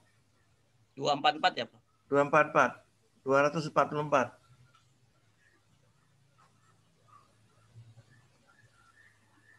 Kalau nggak salah, saya lihat di anu saya begitu. Ini ya Prof? Itu 245, 244. Oh ya, maaf. Ya Prof. Ini nah, Prof. Ini apa yang dibilang Pak Lukman tadi kan kelihatan di sini. Ya Prof. Yang IFRS signifikan ada 2, tapi yang ke nilai perusahaan tinggal 1. Ya enggak? Ya Prof. Jadi IFRS itu kan studi apa? Sistem apa namanya? Standar akuntansi keuangan kan? Ya. Ya, betul Prof. Itu baik atau tidak baik? Baik. Menurut saya baik Prof. Baik toh? Baik Prof. Jadi political cost dan kepemilikan asingnya dia orang asing yang mengatakan bahwa itu baik ya enggak? Ya, begitu Prof. Tapi di Indonesia dia nggak baik atau tidak baik? Di Indonesia itu tidak direspon Prof, intinya Prof. Tidak direspon, berarti tidak diterima. Belum paham sepertinya Prof, belum disosialisasikan secara... Inilah yang anehnya. Makanya saya bilang anomali. Nah, Pak Halik harus Ya. jelaskan implikasi manajerialnya. Ya, Prof. Ya. Atau dengan usulan penelitian lebih lanjut. Ya. Ini mungkin financial behavior atau financial accounting atau accounting behavior dari orang-orang Indonesia yang tidak cocok dengan IFRS. Iya, Prof. Gimana Bu Ida? Iya benar Prof. Ini tadi itu yang udah kita bahas. Harus diteliti dengan financial behavior atau accounting behavior. Harus bikin penelitian lebih lanjut. Financial behavior. Atau financial behavior atau accounting behavior. Financial behavior Pak. Kalau accounting behavior dia lebih fokus kepada keanggaran atau apa. Ini enggak. Ini financial behavior. Jadi keuangan. Memang aneh. Pak Halik kan sudah lihat. Mestinya dengan yang versi lebih baik itu mestinya nilai perusahaan atau memang ternyata financial behavior-nya tidak baik. Perilakunya tidak baik. Perilaku. Iya. Itu harus ada di implikasi manajerial itu Pak, harus muncul. Iya. Ini temuan Bapak. Jangan takut-takut Mas Halik. Jangan takut-takut temuan ini. Jangan takut-takut. Secara kuantitatif data membuktikan bahwa IFRS itu tidak diterima atau tidak bukan tidak diterima, tidak cocok atau bagaimana lah, apa bahasanya yang baik supaya jangan orang tersinggung. Iya, Prof. Ini temuan, ini bukti. Iya, Prof. Gimana Bu Ida? Setuju nggak? Benar, Prof. Pak Haji gimana Pak Haji? Setuju nggak? Ya, ini memang kan sebatasannya tadi arahan IFRS ini ketaatan jadinya hanya satu ketaatan saja. Nah, tetapi kalau dilihat benefit dia daripada para investor tidak memberikan keuntungan, banyak perdebatan di sana. Nah, itu jadi banyak perdebatan. Jadi yang memanfaatkan ini siapa sebenarnya? Apakah investor ataukah manajemen? Ya manajemen yang yang menggunakannya, tentu investor menerima hasil daripada manajemen ini. Nah, ternyata investor tadi kan tidak merespon ininya. Jadi investor, jadi finance behavior tadi para pelaku keuangan di pasar modal terutama ini kelihatannya yang kurang tertarik karena merasa nggak ada manfaatnya. Ya, karena hanya sekedar taat saja. Padahal kalau GCG ini menggambarkan bahwa di Indonesia itu ternyata GCG juga belum diterima 100%, belum diterima. Nah, itu. Kalau mereka GCG itu merupakan satu budaya kita katakan, ini pasti bisa. Ini karena ini ukuran ketaatan, pasti ini harus dilakukan wajib. Nah, tapi ya belum International Financial Reporting Standard kan. Nah, itu. Jadi apakah ada dua kemungkinan? Apakah laporan itu tidak ikuti standar atau tidak digunakan atau standarnya yang dipakai akhirnya menyebabkan tidak cocok. Gimana Pak Lukman? Saya memiliki pandangan begini, Prof. Ya. IFRS ini yang diuntungkan itu kalau ini nggak ditaati adalah emiten. Karena tingkat ketaatan. Dia tidak dituntut ketaatan. Ya. Emiten yang diuntungkan. Pada saat ini nanti dibawa ke Indonesia dan harus diterapkan, emiten ini akan ada resistennya. Regulator. Regulator. Iya. Dia resistennya ke regulator. Jangan dulu ini di ini. Jangan dulu. Gitu. Ya. Karena emitennya sendiri yang belum siap. Gitu. Soalnya kalau itu diterapkan dan emiten belum siap sekali, maka pasar akan jatuh. Ya. Sekuritas dia nggak akan dihargai kalau ini harus diterapkan. Nah, sebelum kesiapan itu dia harus melakukan resistensi ke regulatornya, jangan dulu. Nah, saya memandangnya seperti itu ini. Jadi perlu nggak penelitian lebih lanjut untuk ini? Perlu kan? Sangat perlu, Bro. Nah, itulah sarannya untuk penelitian lebih lanjut karena bukti statistik membuktikan demikian. Nah, secara kualitatif bagaimana nanti anunya? Ya. Ya. Baik, Prof. Setuju? Setuju. Ya, setuju, Prof. Setuju. Itu tadi implikasi manajerial dan saran penelitian lebih lanjut. Yes. Nah, sudah itu di tabel 24 tabel 5,3.245. 5.3.245. Ada salah tulis, kalau sudah dibenerin nggak apa-apa. 245. Nah, ini salah tulis ini, R2-nya salah tulis. Mana R2? A9.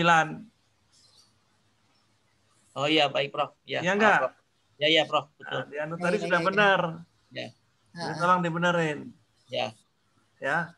Ya, Prof. R2-nya bukan 0,02. Ya, Prof. Ya. 10. Oke. Jadi itu. Jadi Pak Halid ini menemukan sesuatu.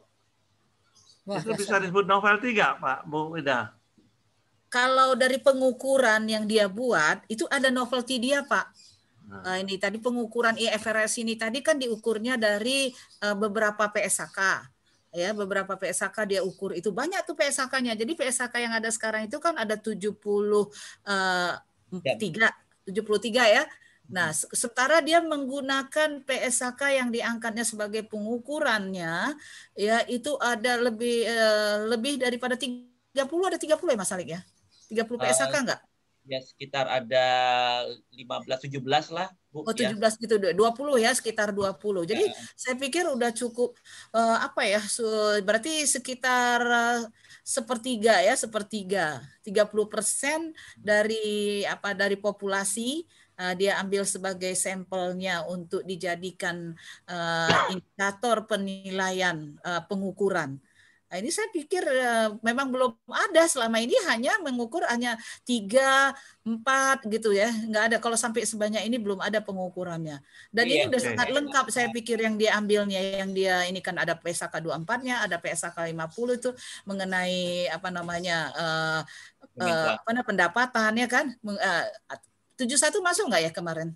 71 yang masuknya masih 55-nya, Bu. Oh, masih 55 kan? Nah, itu jadi udah termasuk. Jadi perubahan total itu kan di situ sebenarnya di pendapatan.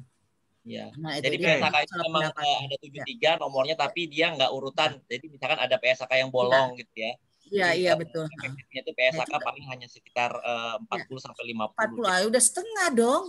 Berarti saya rasa udah satu temuan loh Pak, sudah novelty dia ini Pak.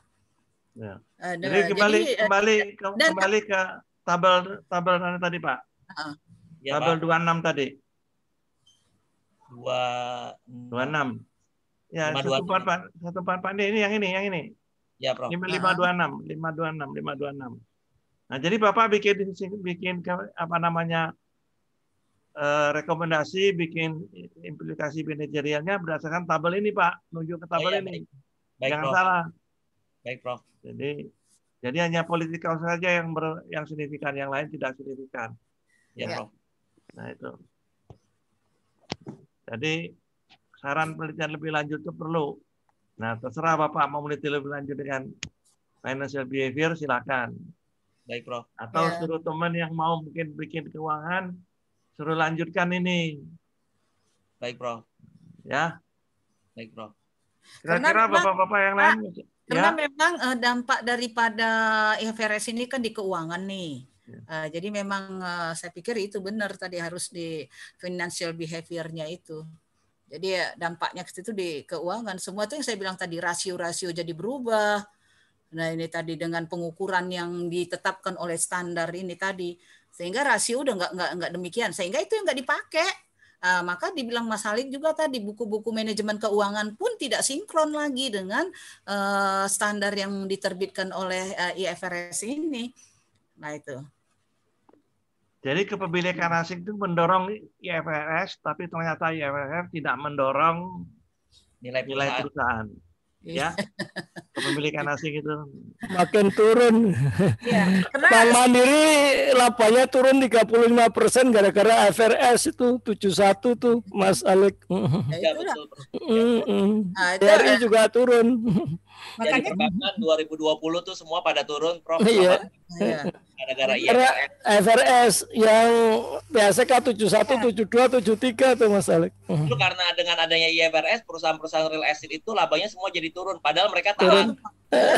Nah, gini Pak Alik. Pengakuan pendapatannya. Ya, betul. Pak Alik. Ya, Prof. Kepemilikan asing terhadap IFRS signifikan. Tapi terhadap modal nilai perusahaan tidak signifikan. Ya, Apa Prof. asiknya ikut main juga barangkali? Ya, bisa jadi Itu, sih Pak. nah itu Bapak bikin rekomendasi seperti itu. Nah, Nah, ada temuan baru penelitian. apakah pilih asing ikut main juga? Nah, jadi itu rekomendasi untuk financial behavior-nya. Jadi Ya, dari Prof. sini aja sudah Bapak bisa banyak kali. Ya, Prof. Implementasi tidak signifikan, aplikasi Ya, tidak ya. signifikan. Kalau yang debt sudah tidak signifikan, udahlah. Tapi yang tinggal lainnya political cost saja yang signifikan. Ya, Ya. Prof. Ya, Prof. Oke, silakan Bapak lain ada yang pertanyaan lain, Ibu? Ada? Cukup. Terima kasih. Cukup, Prof. Cukup, Prof. Good. Kalau sementara sidang saya skor untuk menentukan nilai. Pak Khalid silakan leave dulu sementara. Baik, Prof. Terima Terima kasih. kasih.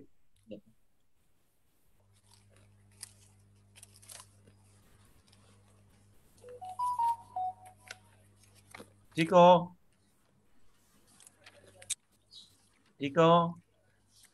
Mas Jiko. Ardiles. Artinya Jiko Ardiles. Mana Jikonya nih? Mas Jiko. sholat Prof, asar. lagi di telepon nih, Prof. Sholat asar. Jadi gimana konten kita tuh Bu Ida, Pak Haji? Wah, keren banget Pak. Monggo aja. Kalau ini kan pembimbing sama ini promotor. Ini Pak, yang ini beliau ini. Keren. Pak Lukman. Pak Lukman dulu, Ya, ini. Pak Lukman. Pak Lukman. Tolong Wah, Pak keren. Lukman. Pak Lukman, tolong Ya. Pak Lukman. Teman-teman yang mau yang sudah guru besar yang mau yang sudah lektor kepala yang mau guru besar, Ya. Seperti Pak Lukman. kan mereka kan perlu, Pak Lukman sudah masuk. Udah. Mereka kan perlu jadi pembimbing atau jadi penguji. Coba dikasih jatah untuk uji mereka. Iya, Prof. Yang Idenya teman-teman lagi bagus, ngurus Prof. pangkat. Amni. Ya, Idenya bagus, kita dukung. supaya ada pengganti Iya. yang kayak Bu Ida sudah masuk. Yang lektor-lektor kepala yang belum pernah nguji, belum pernah bimbing, coba dikasih jatah. Betul. Ini saya hanya mengingatkan Pak Generasi Lukman, lah, regenerasi. Kelihatannya udah ini, Prof. Udah kan setiap semester itu ada pengajuan ke rektorat. Si Ya. A dan seterusnya. Syaratan mereka antara lain harus pernah membimbing, menguji Ya, 3. ya. Nah ini tolong dimasukkan, Ya. satu dimasukkan mereka.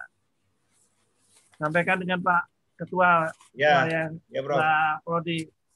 Iya benar tuh, regenerasi Ya, itu harus Prof. Makasih, ada. Prof. Saya ada regenerasi. Iya, regenerasi harus ada. Jangan terlena. Jangan terlena. Ya. Kalau Pak Lukman sama Bu Ida kan sudah. Udah. Ya, Kan ada lagi yang muda-muda yang sudah lektor kepala, iya. belum pernah kita ajak untuk uji. Ya.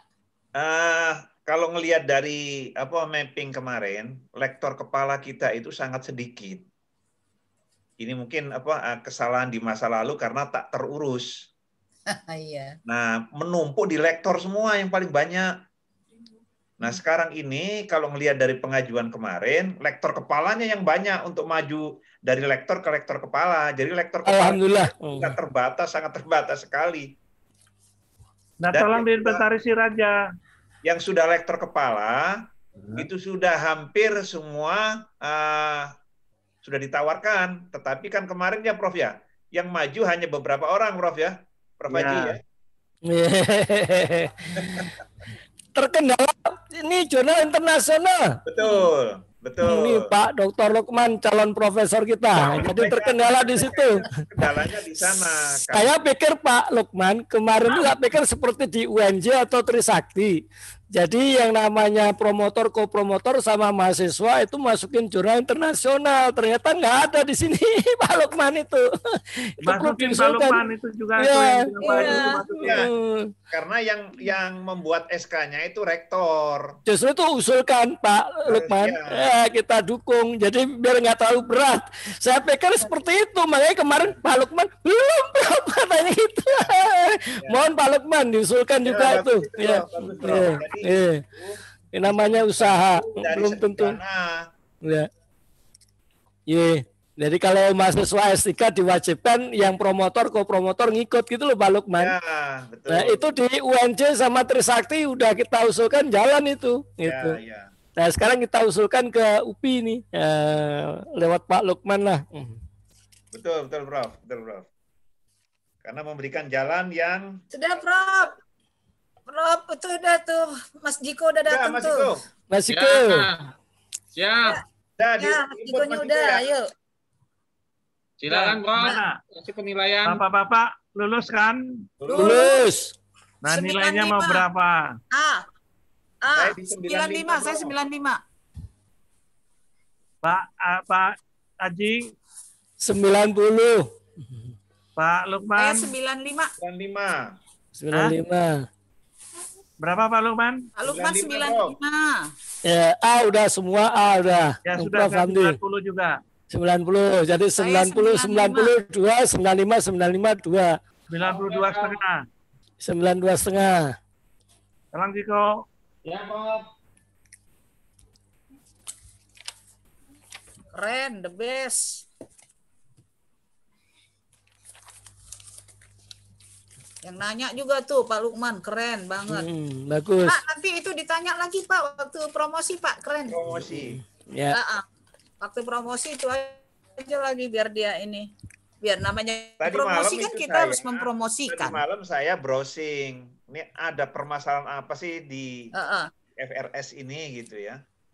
Oh di sini Itu caranya dia. ini, gitu kan?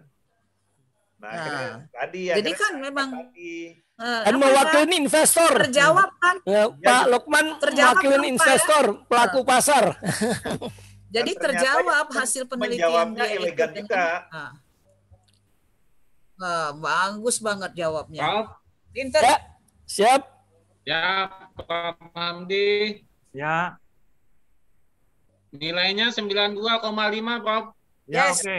A. Panggil deh. Oke. Panggil. Siap Prof.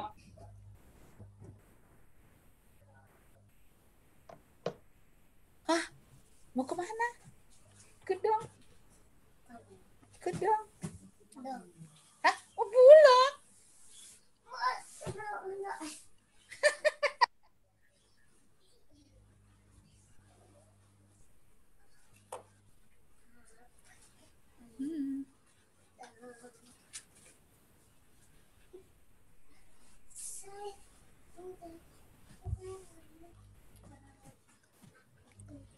Sudah. Udah Mas Jiko? Ya Prof. Udah, Udah. Mas Jiko. Sudah Prof. Udah, Ya Prof. Bundul. Pak Mas Harif Ali. sudah hadir. Sidang kembali saya buka. Terima kasih Jiko. Prof. Ya Jiko. Prof. Oke Pak Halik, Ya, Prof. kami sudah rapat, sudah menentukan nilai Bapak Ya, dengan Prof. rekomendasi yang tadi perbaikan-perbaikan, Ya, Prof. ya. Terutama temuan-temuan Bapak tadi itu harus ditumpahkan di dalam temuan itu harus dibikin kesimpulan yang umum, kemudian dibikin implikasi media dan saran-sarannya untuk penelitian lebih lanjut. Ya, Prof. Baik, Prof. Kami sepakat Bapak lulus dengan nilai A, angka A bulat 92,5. Ya, Alhamdulillah, terima kasih. selamat.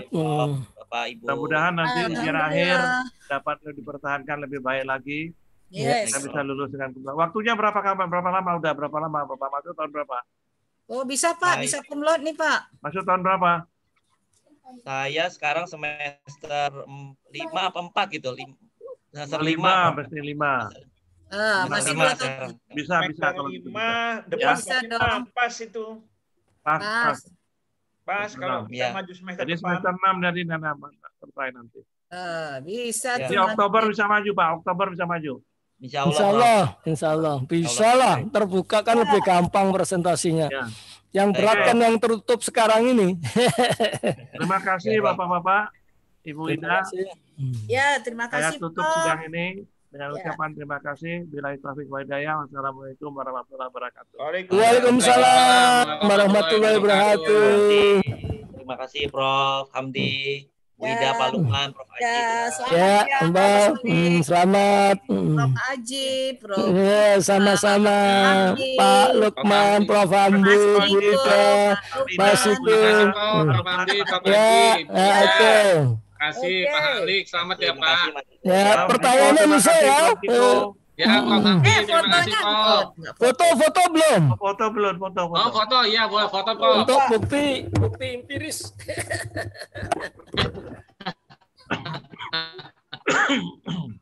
Mana mukanya ini Mas Salik nih? Ayo Prof. Hamdi. Ayo. Siap. Kami ada. Ya, Bu Ida, Ya. Bundo, siap. Ya, oke. Ya. Oke. 1, 2, Ya, 3. yes. Oke, Oke, selamat. sip. Jempol. Oke, Prof. Hamdi, terima kasih Prof. Terima kasih. Sama-sama. Ya, Terima Prof. kasih Haji, semua. terima kasih. Terima kasih. Bundo, terima kasih. Terima kasih. Pak Halik, selamat ya Terima kasih, Pak. Mas. Ya, Ini. izin live. Ya, Ya, baik Pak. ya.